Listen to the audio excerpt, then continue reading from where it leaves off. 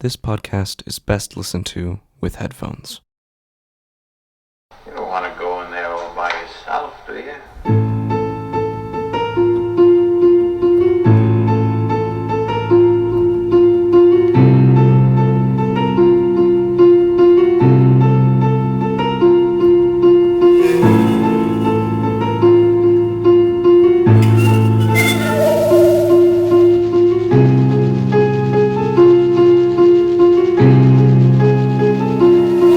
C.s.w. presents Incarnation Red.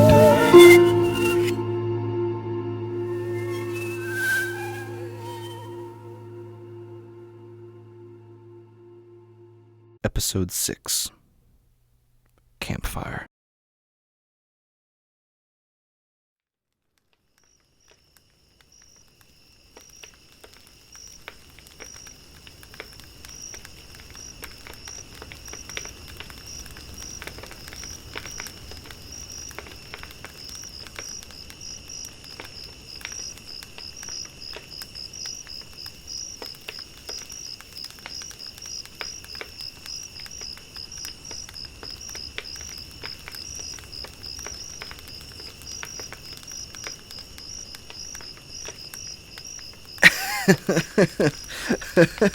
yeah, man, you know how it goes.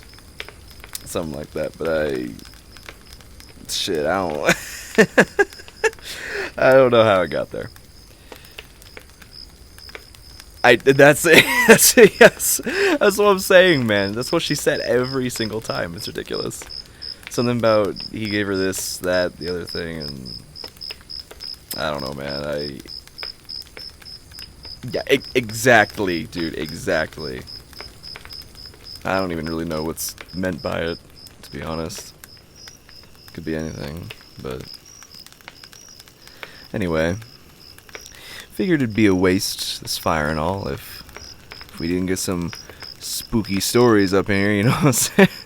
Yeah, I see over there, I bet you... Nah, man, what are you talking about? We're in the middle of a forest at night around a campfire. I don't see a damn thing scary about that. Not at all. You jackass. You absolute jackass. Oh, it won't be that bad. Just a few little scary stories, MBD. Here, I'll start. So, once upon a time... Nah, man. Shut up. All stories gotta start somehow. That's all I know. And once upon... Alright, I'll start some other way. So, there was this guy, and that's better, right?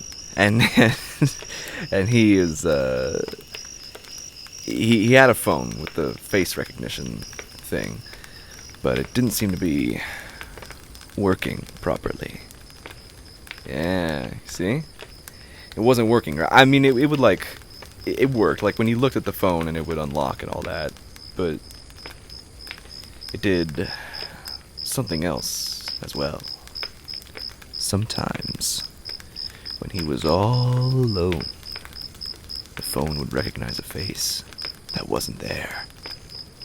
Like if he held his phone in an empty room and had pointed it in a random direction, it would suddenly recognize a face, even though there was nobody there. Yes, that's it. Yes, that... Hey, shut up! I thought it was pretty good for off the dome shit. I'd like to hear you come up with something scarier. Oh, it's the... Oh, I'm sorry. Is someone getting a little stage fright? God, you're kidding me. Such a lightweight. Well, fine, then. I'm not about to let this perfectly good campfire go to waste. Never let a good campfire go to waste. I'll try... No. We are out here under the beautiful stars in the heart of nature. Why would I let this be a positive experience? It's not in my nature to value beauty. I'll come up with another one. So, yeah, there was this guy who... No, dingbat, a different guy from the last story. There was this guy, and... Well, he loved candy, you see, and...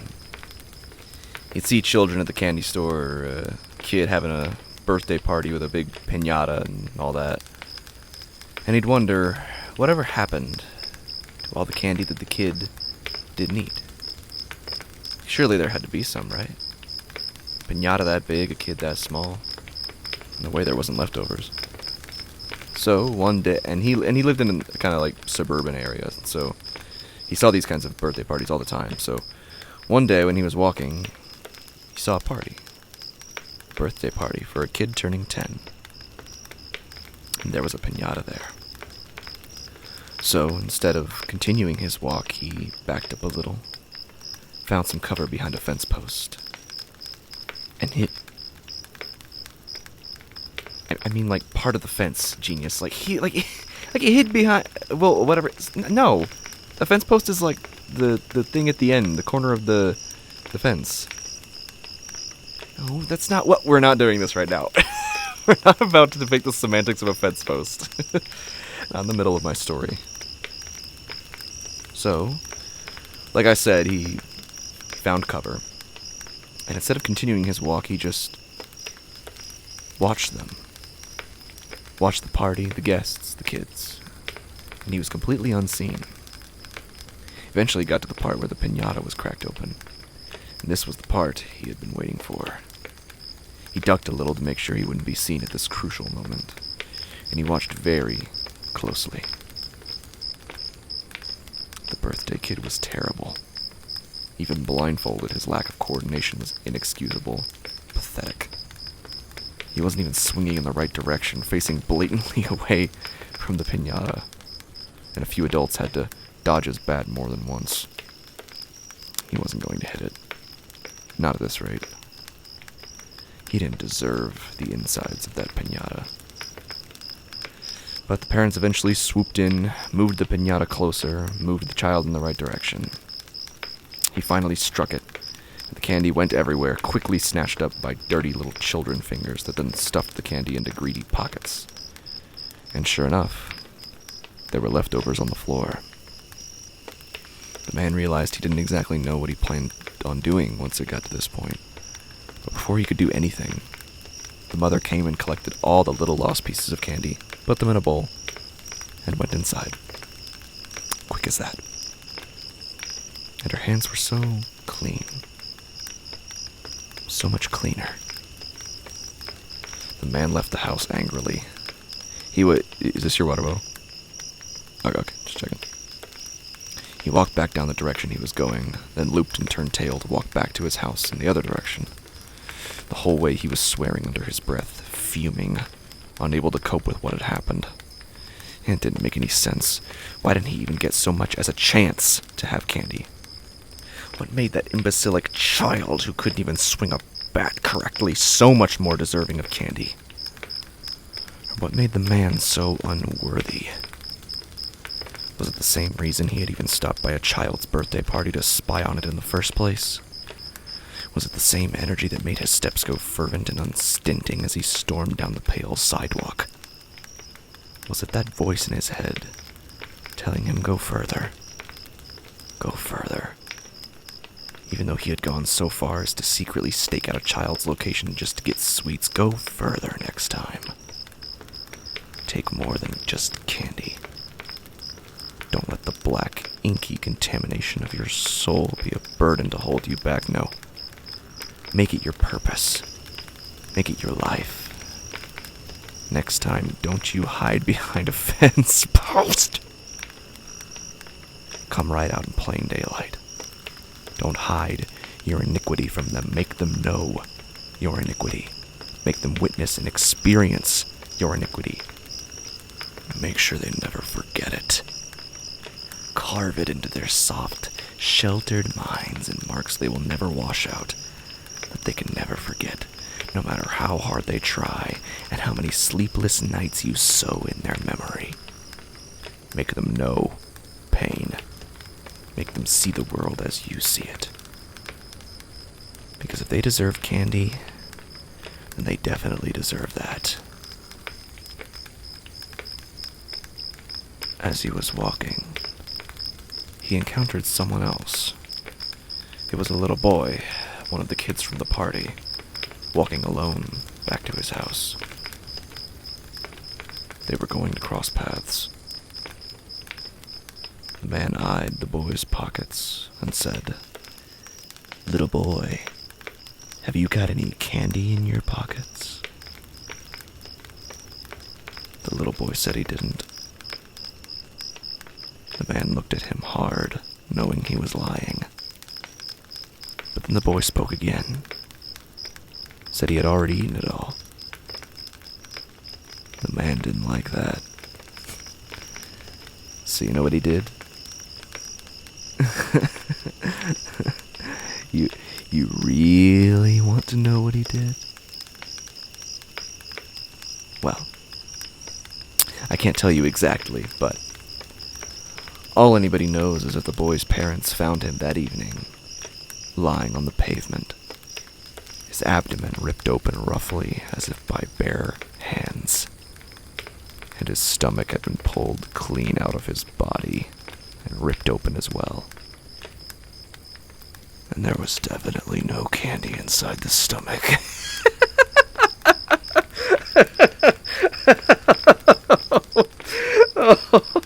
Oh man, oh my god. You should have seen your faces. Oh god. God, that was that was one for the books right there. Yeah, you better fetch that bottle, you're gonna need it, no doubt. That was all up. Yeah, give me some, pass it. Yeah, that was all off the dome, I'm telling you. No, really. It really was. Oh, that's hardly fair to say. I promised you guys a scary story. Doesn't mean there's anything wrong with me. Just means I've got the right mind for it. I guess my thoughts are a little demented, but hey, those thoughts need saying too, don't they? People are always saying thoughts like that ought to be said in private only or not said at all, but hey, certainly kept you guys captivated, huh? And I don't see a damn thing wrong with that. Just a little fun is all, even if it's a little demented or whatever.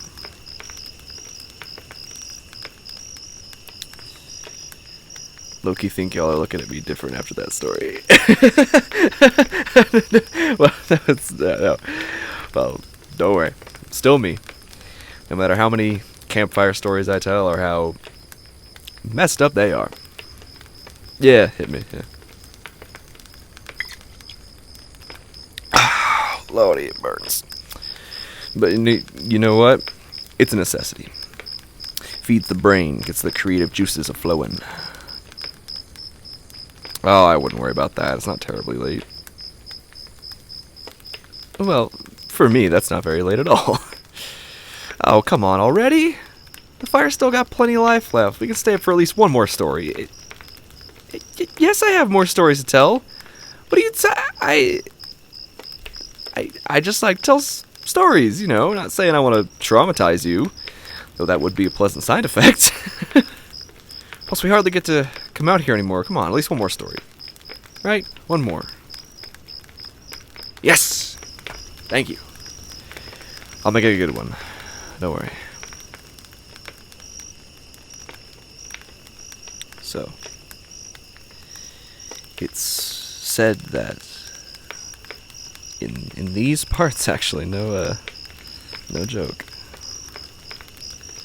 It's said that there's this thing.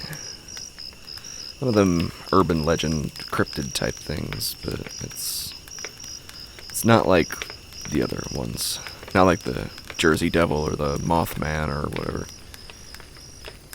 It's different for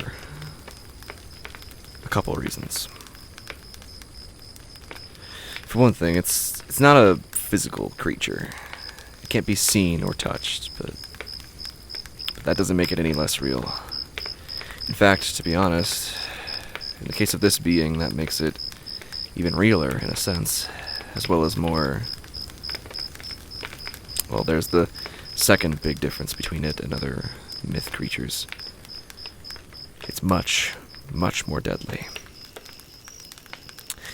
And one would think, well, how could it be more deadly? If it can't be seen or touched, how How could it be more deadly? But you know, I think it's the things we can't see. The things we can't touch or readily perceive that are the most terrifying. Because if we can't see or touch it, then how the hell could we even understand it? Have you ever had a thought or an impulse, even, that you didn't know where it came from? A momentary idea, just a flashing thought, even, that didn't seem to come from you, that wouldn't have come from you. And I don't mean just a thought that's unusual or just a somewhat odd way of thinking, like when you think about if we all see the same colors, or when you've had a few and you catch yourself thinking about how astronauts feel or something. I don't even mean the type of moment when you look off a balcony and think about what it would feel like to jump. Not like that. I mean when you look at someone you love and you see them as a series of separable parts. When you turn off the lights in the room and feel as if you're seeing more there in the darkness than you do in the light. When you think about what it would be like if someone disassembled you and then reassembled you as something different, as a different creature entirely. And what would it be like to do that to someone else? And almost as soon as the thought is had, it vanishes. Just like that, leaving you in the quiet shadow of nothing, wondering helplessly where the thought had come from. What it had come from. If you've had thoughts like this, then you very well may have felt the touch of this creature. Because that's what this creature is. It's a sentience that has no form, but it takes form inside of us. Inside our thoughts. Inside our flesh. Maybe this is all just riffing at this point. I mean, whether you have or haven't felt its touch, there was once a man who had. He felt it every day, for weeks, months on end. And though we tried to understand it, it was as if the attempt made it shell back even further, made it become even more obscure, as if it were doing so on purpose. But one thing was clear. It understood him. He could feel it. He felt it every time he went to bed, and in the dark he saw everything. More than he wanted to. More than he knew was there to be seen. He felt it when he woke in the middle of the night to find himself standing in front of his living room window, staring out onto the dark street for no discernible reason, with all the lights off. He felt it when he locked himself into a closet, just to see what it felt like to be captive.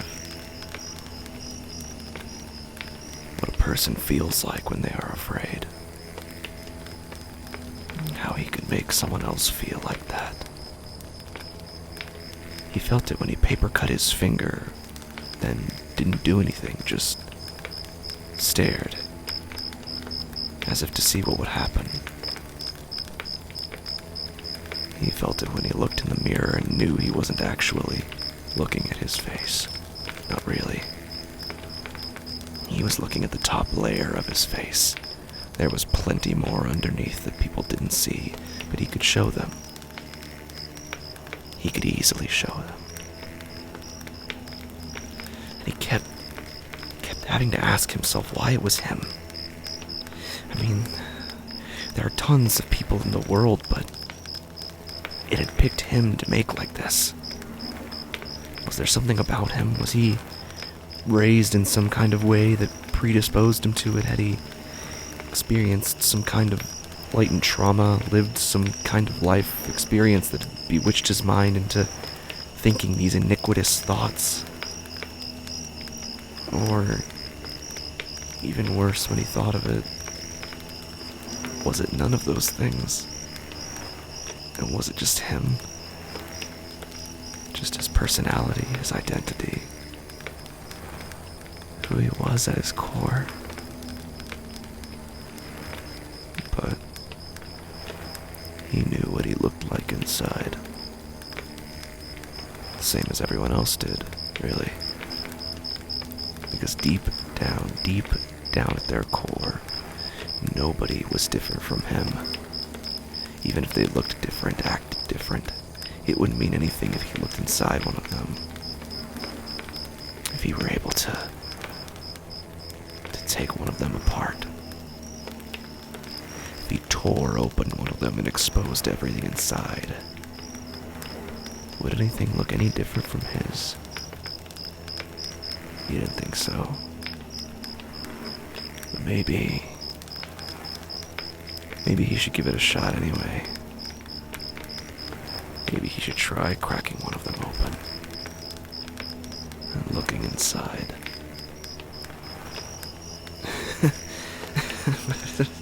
but of course he wasn't going to go and do that. That's not.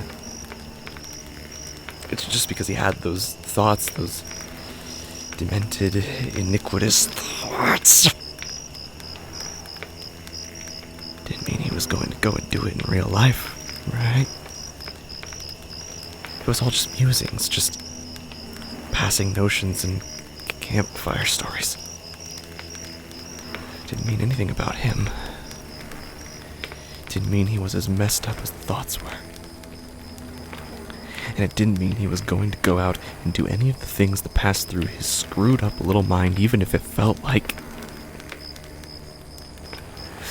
he wanted to. It was just the little thoughts in his head. Fleeting, momentary notions. It was just campfire stories is all. Just stories.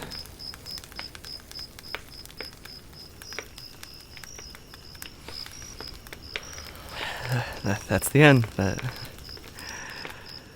you have it. You guys are so quiet now.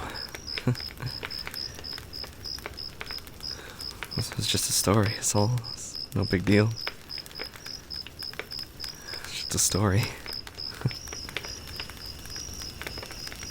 Well, I think you guys are right. It might be time to hit the hay, huh?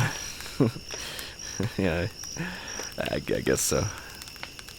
Glad we packed a lot of water. Think we're gonna be nursing some headaches tomorrow. yeah, something like that.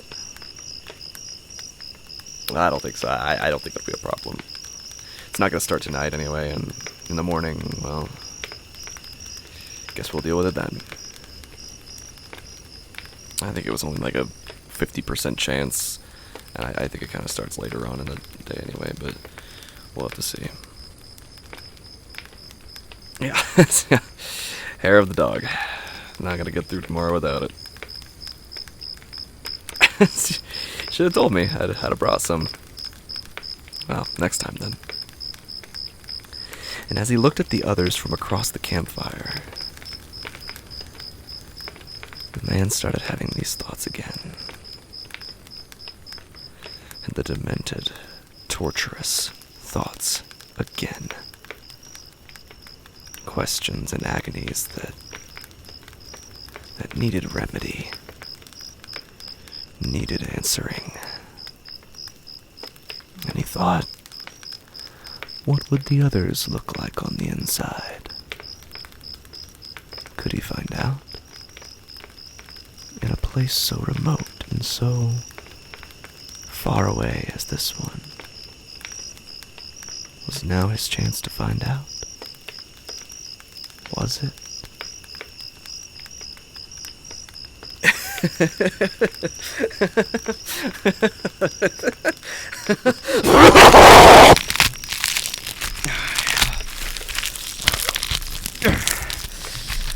I want to see what's inside. I want to see what's inside.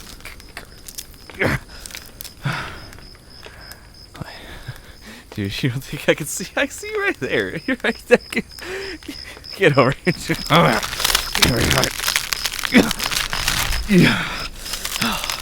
Don't you run from me. Don't you.